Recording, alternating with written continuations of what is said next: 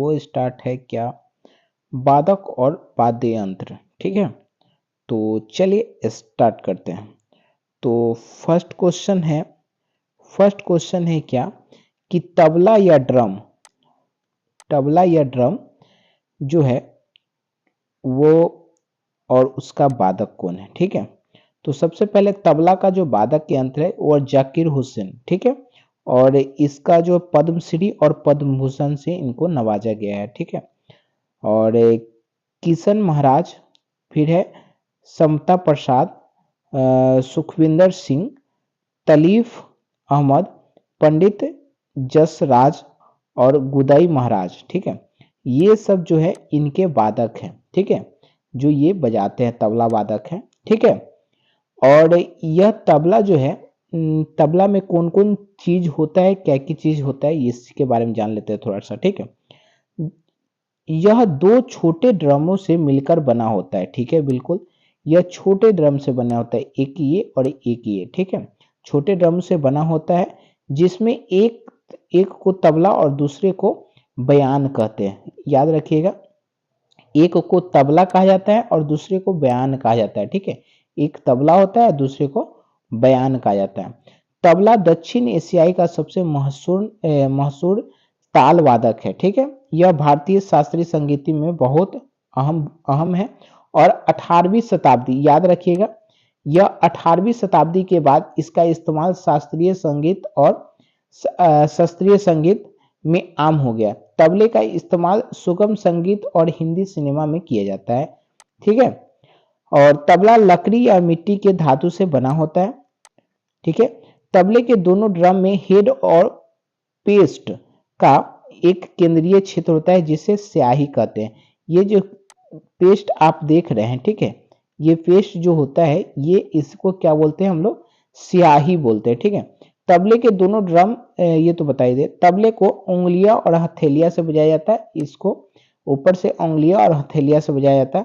तबला भारत के अलावा पाकिस्तान, नेपाल, बांग्लादेश और श्रीलंका में भी प्रचलित है। ठीक है, और तबले की उत्पत्ति अरबी फारसी शब्द से तबल से बताई जाती है। ठीक, ये हुआ तबला के बारे में, ये जानकारी होता है। ठीक है, चलिए आगे देखते हैं अगला क्वेश्चन। ठीक, अगला है वादंत सितार। ठीक है, ये कौन सा है, सितार। अब ये देखिए कि सितार क्या है। सितार वादक यंत्र देख लेते कौन कौन है। पंडित रविशंकर, ठीक है, याद रखिएगा, पंडित रविशंकर और आर्थ माई लाइफ माई म्यूजिक। ठीक है, इनका कथन था माई लाइफ माई म्यूजिक। ठीक है, भारत इनको पंडित रविशंकर को भारत रत्न और पद्म भूषण और पद्म अति पद्म विभूषण और पद्म भूषण से इनको नवाजा गया है।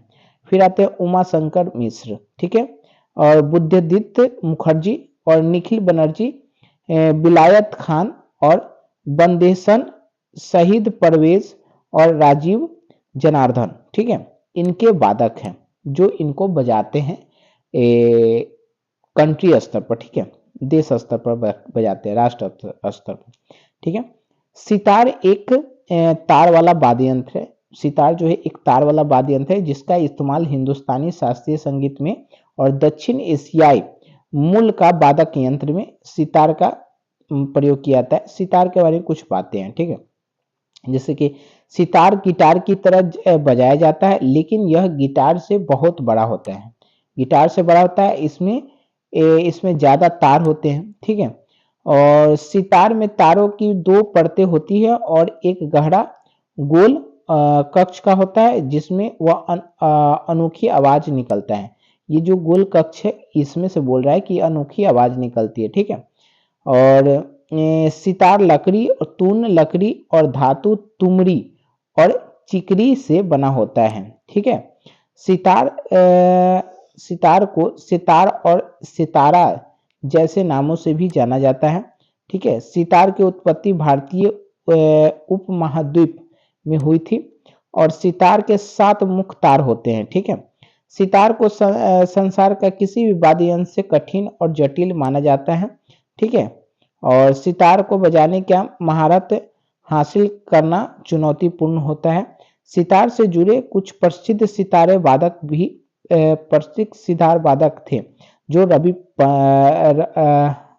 पंडित रवि शंकर थे। पंडित रविशंकर जो आत्मकथा माई लाइफ माई म्यूजिक, ठीक है, जिनको भारत रत्न और पद्म विभूषण और पद्म भूषण से भी सम्मानित किया गया है, ठीक है, भारत में।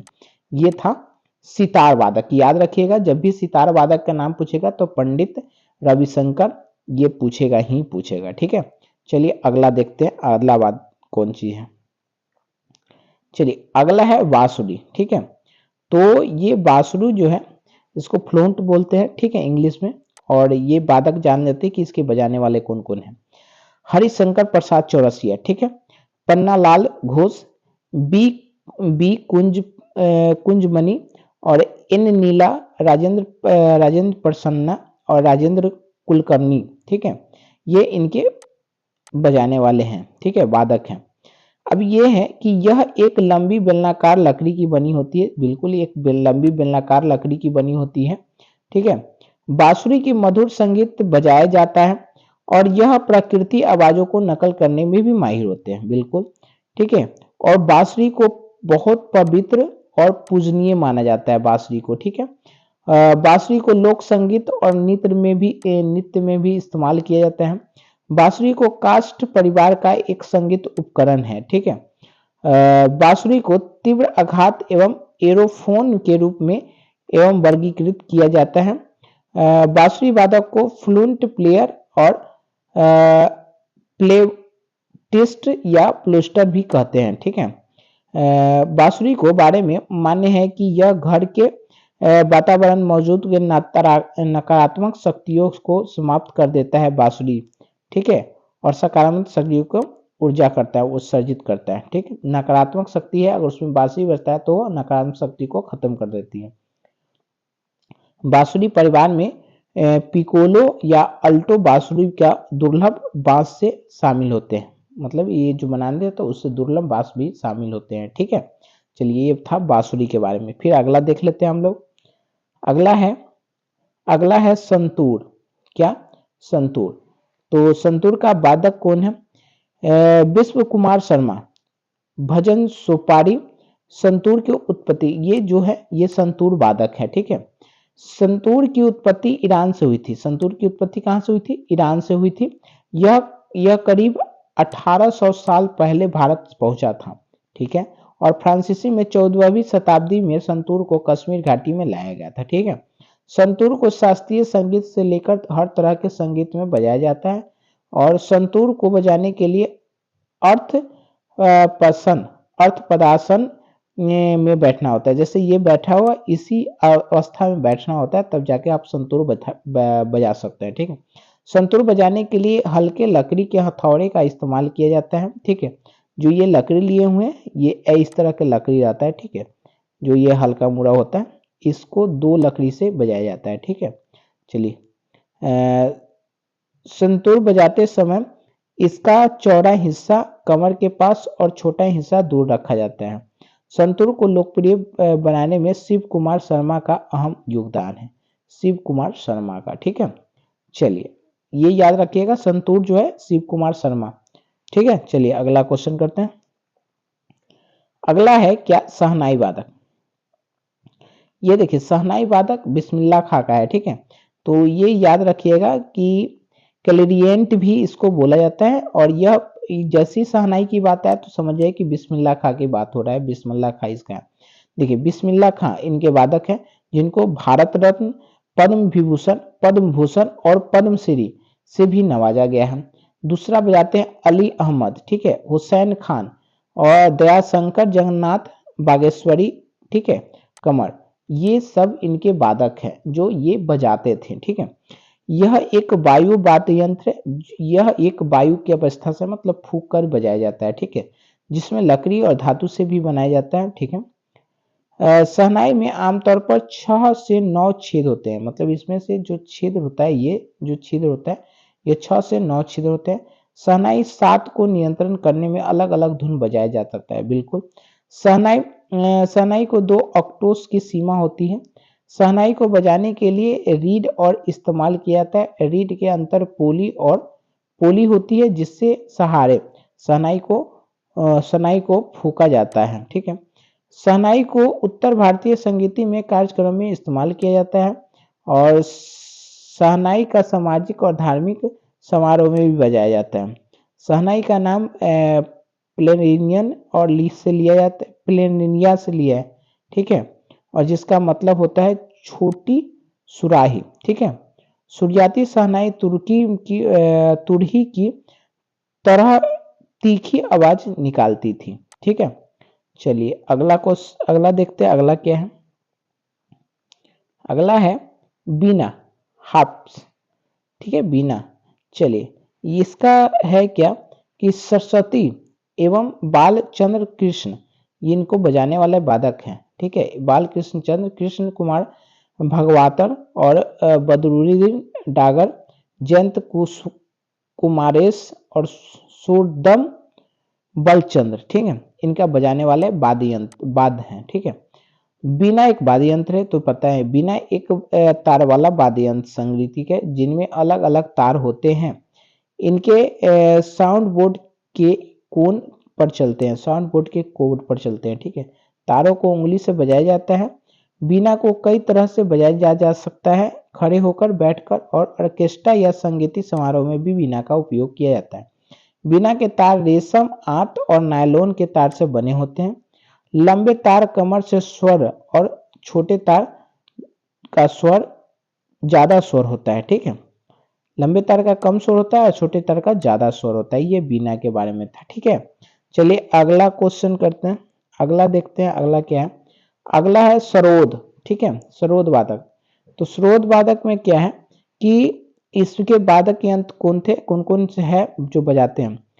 अजमत अली खाने, अमान और अयान अली खान और हाफिज खां और जरीन दारूवाला, अलीन अकबर और बुआदेव दस गुप्ता और राजीव तारानाथ, ये इन लोगों ने सरोद को बजाते हैं। ठीक है, नोट यह 24 में अजमत अली खान को नोबेल पुरस्कार से भी सम्मानित किया गया है 2024 में इसको बजाने के लिए। ठीक है, तो याद रखिएगा।